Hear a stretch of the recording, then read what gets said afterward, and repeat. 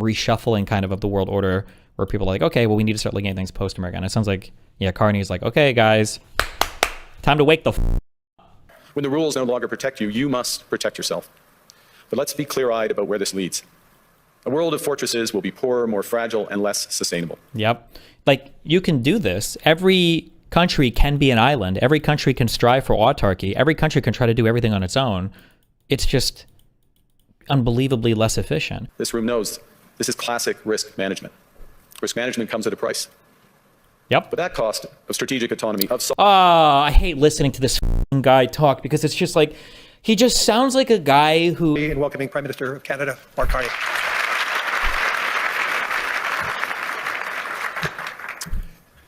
Thank you very much, Larry. I'm going to start in French, and then I'll switch back to English. Merci, Larry. Thank you, Larry. It is both a pleasure and a duty to be with you tonight in this pivotal moment that Canada and the world are going through. Today, I will talk about a rupture in the world order, the end of a pleasant fiction and the beginning of a harsh reality, where geopolitics, where the large main power geopolitics is submitted to no limits, no constraints. On the other hand, I would like to tell you that the other countries, especially... Wait, how do you feel about Mark joining Gaza's Board of Peace? LOL. I think that means he paid the $1 billion. Who's Mark? The intermediate powers like Canada are not powerless. They have the capacity to build a new order that encompasses our values. Oh, Carney. Or Rute? Who? I don't even know what you're... Okay. Such as respect for human rights, sustainable development, solidarity, sovereignty, and territorial integrity of the various states. The power of the less power starts with honesty. It seems that every day we're reminded that we live in an era of great power rivalry, that the rules-based order is fading, that the strong can do what they can and the weak must suffer what they must. And this aphorism of Thucydides is presented as inevitable, as the natural logic of international relations reasserting itself. And faced with this logic, there is a strong tendency for countries to go along to get along, to accommodate, to avoid trouble, to hope that compliance will buy safety. Well, it won't. So what are our options? In 1978, the Czech dissident Václav Havel, later president, wrote an essay called The Power of the Powerless. And in it, he asked a simple question: how did the communist system sustain itself? And his answer began with the greengrocer.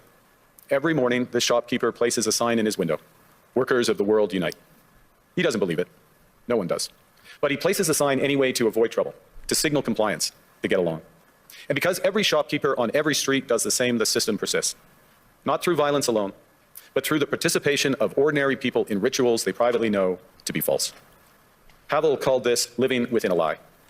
The system's power comes not from its truth, but from everyone's willingness to perform as if it were true. And its fragility comes from the same source. When even one person stops performing, when the greengrocer removes his sign, the illusion begins to crack. Friends, it is time for companies and countries to take their signs down. For decades.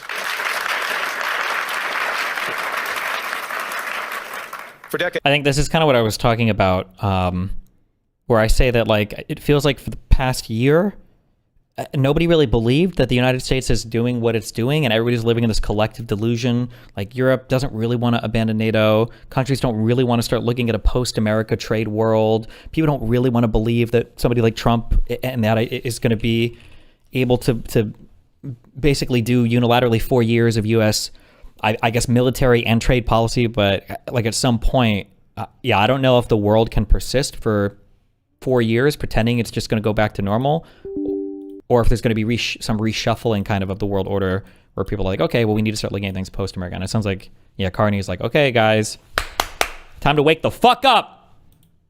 Countries like Canada prospered under what we called the rules-based international order. We joined its institutions, we praised its principles, we benefited from its predictability. And because of that, we could pursue values-based foreign policies under its protection. We knew the story of the international rules-based order was partially false, that the strongest would exempt themselves when convenient, that trade rules were enforced asymmetrically. And we knew that international law applied with varying rigor depending on the identity of the accused or the victim. This fiction was useful. And American hegemony in particular helped provide public goods, open sea lanes, a stable financial system, collective security, and support for frameworks for resolving disputes. So we placed the sign in the window. Do you think investing in European defense companies would be a good investment now? They have to start building. To be honest, I keep describing this delusion. I still live fully in this delusion, by the way. I don't want to move on from the current world order, and I'm hoping in 4 years we kind of go back to something else. So who knows? We participated in the rituals, and we largely avoided calling out the gaps between rhetoric and reality. This bargain no longer works. Let me be direct. We are in the midst of a rupture, not a transition. Over the past 2 decades, a series of crises in finance, health, energy, and geopolitics have laid bare the risks of extreme global integration. But more recently, great powers have begun using economic integration as weapons. Tariffs as leverage, financial infrastructure as coercion, supply chains as vulnerabilities to be exploited. You cannot live within the lie of mutual benefit through integration when integration becomes the source of your subordination. The multilateral institutions on which the middle powers have relied, the WTO, the UN, the COP, the architecture, the very architecture of collective problem solving are under threat. And as a result, many countries are drawing the same conclusions, that they must develop greater strategic autonomy in energy, food, critical minerals, in finance and supply chains. And this impulse is understandable. A country that can't feed itself, fuel itself, or defend itself has few options. When the rules no longer protect you, you must protect yourself. But let's be clear-eyed about where this leads. A world of fortresses will be poorer, more fragile, and less sustainable. Yep. Like, you can do this. Every country can be an island. Every country can strive for autarky. Every country can try to do everything on its own. It's just unbelievably less efficient. Did you guys ever do the thing in class where there were like 20 of you and the teacher split you into 2 halves, and half of you had to make a sandwich, and then the other half of you were like on an assembly line, and you each made like 5 sandwiches down the line? Did anybody ever do this? Anybody know this? It's to illustrate the idea that like specialization and the sign with the side that has the assembly line can create 20 sandwiches faster than the other side. Nobody did this experiment or whatever? No, okay. It was to show a point to the class where it's like, oh, look, like if all of you are making it on your own individually, it's not as fast as people working in an assembly line. And specialization in a lot of different ways, it just yields better benefits for comparative advantage. Having every country do their own defense, having every country manage their own trade, having every country do all this stuff might be necessary in the future because the United States is suiciding itself, but it's a shittier future for everybody. It's just worse. You're just worse off in every way. And there's another truth. If great powers abandon even the pretense of rules and values for the unhindered pursuit of their power and interests, the gains from transactionalism will become harder to replicate. Hegemons cannot continually monetize their relationships. Allies will diversify to hedge against uncertainty. They'll buy insurance, increase options, in order to rebuild sovereignty. Sovereignty that was once grounded in rules, but will increasingly be anchored in the ability to withstand pressure. This room knows this is classic risk management. Risk management comes at a price. Yep. But that cost of strategic autonomy, of I hate listening to this fucking guy talk because it's just like, he just sounds like a guy who, actually, it's him with Hunter Biden when he talks about legal stuff. And I guess it's because he went to Yale or whatever. He sounds like a guy who just knows things. He's just like, he's not a fucking retard. But like, this should be your bare minimum expectation for like a world leader, especially for the strongest country. But he's a smart guy. But I'm saying smart, but like, just like bare minimum smart, right? Like risk management has downsides. That's true. One of the biggest complaints I always have when I listen to anybody talk about anything is like, why don't you ever analyze both sides of this transaction, right? Risk management has downsides. That's why you calculate what your risk is. You know, like you can safeguard against every single risk, but at some point it becomes so prohibitively expensive that you're better off just taking on some risk, right? But I don't even know. I shouldn't even have to explain this. sovereignty can also be shared. Collective investments in resilience are cheaper than everyone building their own fortresses. Yep. Shared standards reduce fragmentations. Complementarities are positive sum. And the question for middle powers like Canada is not whether to adapt to the new reality. We must. The question is whether we adapt by simply building higher walls or whether we can do something more ambitious. Now, Canada was amongst the first to hear the wake-up call, leading us to fundamentally shift our strategic posture. Canadians know that our old comfortable assumptions that our geography and alliance memberships automatically conferred prosperity and security, that assumption is no longer valid. And our new approach rests on what Alexander Stubb, the President of Finland, has termed value-based realism. Or to put another way, we aim to be both principled and pragmatic. Principled in our commitment to fundamental values, sovereignty, territorial integrity, the prohibition of the use of force except when consistent with the UN Charter, and respect for human rights. And pragmatic in recognizing that progress is often incremental, that interests diverge, that not every partner will share all of our values. So we're engaging broadly, strategically with open eyes. We actively take on the world as it is, not wait around for a world we wish to be. We are calibrating our relationships so their depth reflects our values. And we're prioritizing broad engagement to maximize our influence, given the fluidity of the world at the moment, the risks that this poses, and the stakes for what comes next. And we are no longer just relying on the strength of our values, but also the value of our strength. We are building that strength at home.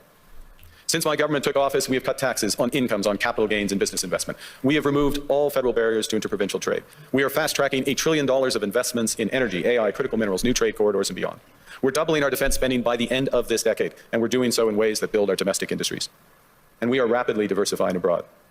We've agreed a comprehensive strategic partnership with the EU, including joining SAFE, the European Defense Procurement Arrangements. We have signed 12 other trade and security deals on 4 continents in 6 months. The past few days, we've concluded new strategic partnerships with China and Qatar. We're negotiating free trade pacts with India, ASEAN, Thailand, Philippines, and Mercosur. We're doing something else. To help solve global problems, we're pursuing variable geometry. In other words, different coalitions for different issues based on common values and interests. So on Ukraine, we're a core member of the Coalition of the Willing and one of the largest per capita contributors to its defense and security. On Arctic sovereignty, we stand firmly with Greenland and Denmark and fully support their unique right to determine Greenland's future.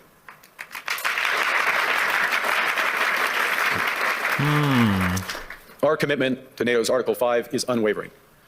So we're working with our NATO allies, including the Nordic-Baltic Gate, to further secure the alliance's northern and western flanks, including through Canada's unprecedented investments in over-the-horizon radar, in submarines, in aircraft, and boots on the ground, boots on the ice. Canada strongly opposes tariffs over Greenland and calls for focused talks to achieve our shared objectives of security and prosperity in the Arctic. On plurilateral trade, we're championing efforts to build a bridge between the Trans-Pacific Partnership and the European Union, which would create a new trading bloc of 1.5 billion people. On critical minerals, we're forming buyers clubs anchored in the G7 so that the world can diversify away from concentrated supply. And on AI, we're cooperating with like-minded democracies to ensure that we won't ultimately be forced to choose between hegemons and hyperscalers. This is not naive multilateralism, nor is it relying on their institutions. It's building coalitions that work, issues by issue, with partners who share enough common ground to act together. In some cases, this will be the vast majority of nations. What it's doing is creating a dense web of connections across trade, investment, culture, on which we can draw for future challenges and opportunities. Argue the middle powers must act together because if we're not at the table, we're on the menu. But I'd also say that great powers... Wait, I don't get that. Wait. What it's doing is creating a dense web of connections across trade, investment, culture, on which we can draw for future challenges and opportunities. Argue the middle powers must act together because if we're not at the table, we're on the menu. Oh, I get it. But I'd also say that great powers can afford for now to go it alone. They have the market size, the military capacity, and the leverage to dictate terms. What do you think MAGA's reaction will be to the speech? They won't. MAGA doesn't engage with or interact with anything on a foreign policy level. Nobody even knows who this guy is. Middle powers do not. But when we only negotiate bilaterally with a hegemon, we negotiate from weakness. We accept what's offered. We compete with each other to be the most accommodating. This is not sovereignty. It's the performance of sovereignty while accepting subordination. In a world of great power rivalry, the countries in between have a choice: compete with each other for favor or to combine to create a third path with impact. We shouldn't allow the rise of hard power to blind us to the fact that the power of legitimacy, integrity, and rules will remain strong if we choose to wield them together. Which brings me back to Havel. What does it mean for middle powers to live the truth? Well, first, it means naming reality. Stop invoking rules-based international order as though it still functions as advertised. Call it what it is: a system of intensifying great power rivalry where the most powerful pursue their interests using economic integration as coercion. It means acting consistently, applying the same standards to allies and rivals. When middle powers criticize economic intimidation from one direction but stay silent when it comes from another, we are keeping the sign in the window. It means building what we claim to believe in. Rather than waiting for the old order to be restored, it means creating institutions and agreements that function as described. And it means reducing the leverage that enables coercion. That's building a strong domestic economy. It should be every government's immediate priority. And diversification internationally is not just economic prudence, it's a material foundation for honest foreign policy, because countries earn the right to principled stands by reducing their vulnerability to retaliation. So Canada. Canada has what the world wants. We are an energy superpower. We hold vast reserves of critical minerals. We have the most educated population in the world. That's true. Our pension funds are amongst the world's largest and most sophisticated investors. In other words, we have capital, talent. We also have a government with immense fiscal capacity to act decisively. And I don't exactly know how they did it because I would have to read into their banking system. It was too, I just didn't understand enough about monetary policy at the time. But somehow with the way they do their banking system, Canada was able to somehow largely weather the 2007, 2008, the financial collapse. Like, I think it impacted them less than like almost any other country on the planet, even though they're literally our neighbor. I don't know exactly how they did it, but it was some, yeah. Mark Carney did that, by the way. I don't know how, but it was impressive. We have the values to which many others aspire. Canada is a pluralistic society that works. Our public square is loud, diverse, and free. Canadians remain committed to sustainability. We are a stable and reliable partner in a world that is anything but. A partner that builds and values relationships for the long term. And we have something else. We have a recognition of what's happening and a determination to act accordingly. We understand that this rupture calls for more than adaptation. It calls for honesty about the world as it is. We are taking the sign out of the window. We know the old order is not coming back. We shouldn't mourn it. Nostalgia is not a strategy. But we believe that from the fracture, we can build something bigger, better, stronger, more just. This is the task of the middle powers. The countries that have the most to lose from a world of fortresses and the most to gain from genuine cooperation. The powerful have their power. But we have something too. The capacity to stop pretending, to name reality, to build our strength at home, and to act together. That is Canada's path. We choose it openly and confidently, and it is a path wide open to any country willing to take it with us. Thank you very much.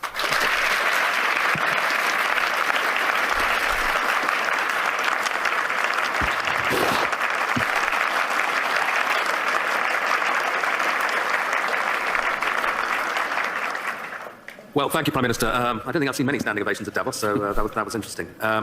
You said, there was a phrase in your speech where you said sovereignty now is the ability to withstand pressure. Isn't Canada almost uniquely vulnerable to pressure because of the extent of your trade dependence on the United States? Yep. Well, the proof is that we have been able to withstand the pressure, and there has been considerable pressure. I'll give you a couple of facts. We've actually created more jobs since the tariffs were put on than the United States in absolute number. Economy is growing at the second fastest rate within the G7. That's An absolute number with 1/6 of the population. It's not, there are pockets of extreme pressure without question in Canada. But headline, we're reacting. The second thing, and it's a fundamental point, is the recognition that we can give ourselves far more than any foreign country can take away. There's lots of efficiencies in having one Canadian market, the $1 trillion of domestic investment, and building these parts. Destiny, explain. Well, you would expect a per capita number there. They have 1/7 of our population, I think. Is it Canada like... No. Canada has more people than that. 1/6? Canada population, 41 million. No, 1/8, maybe? They have far fewer people, but they created more jobs in an absolute number than us. That's an impressive thing. Partnerships abroad, all of which are bigger returns than what's been lost. That's not to say we would rather not lose it, but we can withstand the pressure, and we are. And I was interested that you said basically the old world's not coming back. So you're not seeing this as a period where you just have to get through and normalcy will return. I think that is our view, and we regret it, but we're not going to sit around and mourn it. We're acting, and we're acting in a way both that's in our interests, but we believe in a way with others that's building imperfectly in steps a new system. I'll give you one example in handback, which is we are members of trade agreements that comprise already 1.4 billion people around the world. So we have the most extensive network. We are trying with others to bring some of those networks together. The most prominent example is the Trans-Pacific Partnership in the EU, acting as a bridge. It's not a direct benefit for Canada, but it is a benefit for Canada that these groups come together, and Ngozi is here, consistent with the WTO rules, both of which are, and in that way we're building back out amongst willing partners. And you talked about the need not to put the sign in the window anymore, to pretend that things are still the same. Do you think, to put it directly, that the NATO alliance is still doing that, still pretending it's the old transatlantic partnership, when it's really kind of going? Well, I think clearly NATO is experiencing a test right now, and the first response to that test has to be to respond in a way that ensures the security of the Arctic in a robust way for all possibilities. This is actually a point that we have been making in recent years. It's a point that I made at the NATO summit back in June, which seemed like a pledging summit, but also was to get NATO policies in the right direction. So I think in the immediate term, one of the imperatives is to reinforce things that Canada is doing, Nordic Baltic 8 are doing, the UK are doing, other NATO partners, France included, in a comprehensive way that provides much greater security in the Arctic. This is the test, and so I wouldn't say the NATO sign stays in the window, but we've got to meet the moment of that. You also, a big theme of your speech was the need for middle powers to work together. Yeah. But you've just been to the other great power, to China. And I think people are very intrigued by seeing that meeting. And some people say, kind of, that's a mistake, really, because you're going to make yourself more dependent on China. They're not that benign either. The US will be very annoyed. What's the defense of what you're doing, and what do you have to get out of it? Well, the first thing is to say it's not a defense. It's an. I know the way you frame the question, but it's offense. It's building out. It's something positive as opposed to against. We're for something as opposed to being against. The second is, there are very clear guardrails in that relationship. I spoke of calibration of relationships in my remarks. That's what I mean by it. But within those clear guardrails are huge opportunities in energy, both clean and conventional, obviously in motor vehicles, in agriculture, in financial service, all of which is mutually beneficial. So it's additive. And look, it's the second largest economy and it's our second largest trading partner. We should have a strategic partnership with them within those guardrails, and that's what we've achieved. And it is an interesting reversal, though, because I think certainly during the Biden administration, there was this sense that the Western world was trying to decouple from China, or de-risk at least, and is now in this new world that really going to go into reverse, and de-risking from China, because there are other risks, is less of a thing. You need, again, many in this room, this is their livelihood, you need a web of connections. And to miss out in that web some of the largest ones, United States, we already have that, China, India, Mercosur, European Union, that's a mistake. That's not managing your relationships properly. That makes you stronger, makes you more resilient. And then on top of that, I'll give you again, I'll appeal since it's in the headlines to the Nordics. Nordics plus Canada, it's 20% of global GDP. It's not the first thing people would realize, but that relationship, which is deepening for security reasons, because we're like-minded, those are the types of partnerships that I think we'll see more of. And you got a round of applause when you said something strong about standing on principle on Greenland. Do you think we can find an off-ramp on that? I mean, I'm sure you'll speak of it, but put it this way, if there isn't an off-ramp, where does this go? I strongly believe that there's a better outcome that come from the discussions that have been catalyzed in an unusual way, admittedly, but and we absolutely stand by the principles that I referenced. That solution starts with security, and security, yes, of Greenland, but more broadly of the Arctic. None of what he's saying about trade has any fucking meaning. It's all rhetoric, dog slop. Metalloid, yes, I understand. He cannot fix every single problem that the world has in 2 months. I understand. Yes, Metalloid, we get it. Thank you, sir. Jesus. Canada is foursquare contributing to that. We're at the start of a major ramp up above and beyond, so we'll be a major contributor to that. NATO has to deliver on that. We're working intensively in order to do it. As well, prosperity for the people of Greenland. In the end, it comes back to the people there, and there are opportunities to do that in ways that would strengthen all of the alliance. And when President Trump says, oh, Greenland's under threat from Russia, even from China, is that for real? I would say that there are threats. Russia is without question a threat in the Arctic. Without question. Russia does lots of horrible things, and I'll take the opportunity to condemn their unjustified and horrific assault on Ukraine. Almost at its fourth year. They are a real threat in the Arctic, one against we need to protect, which is why we have 364 5-day air, sea, and land presence. It's why we're adding to our submarine fleet, adding to our air fighter fleet, why we're building out over-the-horizon radar to protect from Russian missile threats and others, and why we will work with our NATO partners. The threat is more prospective than actual at this stage in terms of actual activity in the Arctic, and we intend to keep it that way. Another big issue that's going to come up this week is this board of peace that President Trump is keen on. I'm not sure whether it's for Gaza or for the entire world, but apparently Canada's been invited. Are you going to join? We have been invited, and let me start by, I think we should recognize the progress that has been made in at least getting towards the end of the first phase of this process, and the activation, if I can put it that way, of the process to set up the board of peace is the start of phase 2. Our view is, and that's to be welcomed, and this is a positive vehicle. Our view is we need to work on the actual structure of the vehicle. You just referenced, is it for Gaza? Well, the UN resolution, Security Council Resolution 2803, references a board of peace for Gaza. That's where we see it becoming immediately operative, and it needs to be, in our view, it's better to be designed in that way for the immediate needs there. There are many other needs around the world, first point. Second point, it needs to coincide with the immediate full flow of humanitarian aid into Gaza. We are still not where we need to be. Conditions still are horrific. So that needs to come alongside. We think there's aspects of the governance and the decision-making process that could be improved, but we will work with others, obviously work with the United States, because we will do anything that we can to improve the situation, the horrific situation there, and to move onto a path to a true two-state solution. There's a suggestion you can get permanent membership of the Board of Peace by ponying up $1 billion. You going to write a check for that? We would write checks and deliver in kind to improve the welfare of the people of Palestine. But we want to see it delivered direct to those outcomes promoting peace, and so the mechanics and how it works that way. Okay, final question. President Trump and a lot of people who agree with him condemn globalism a lot. And I suspect, you would be the kind of epitome of a globalist. You worked for Goldman Sachs, I believe. You were a central banker. You're comfortable and lived in several countries. Is globalism, first of all, is it a thing, and is it over?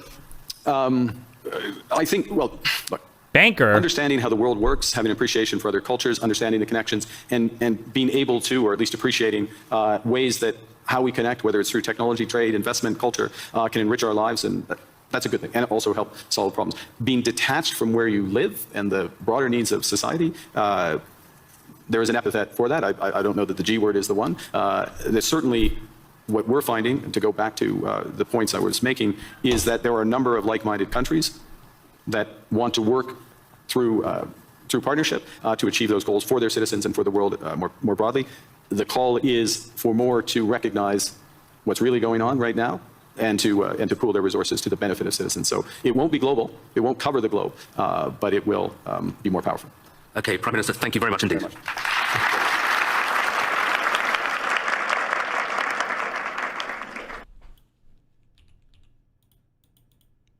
Wow. What a guy.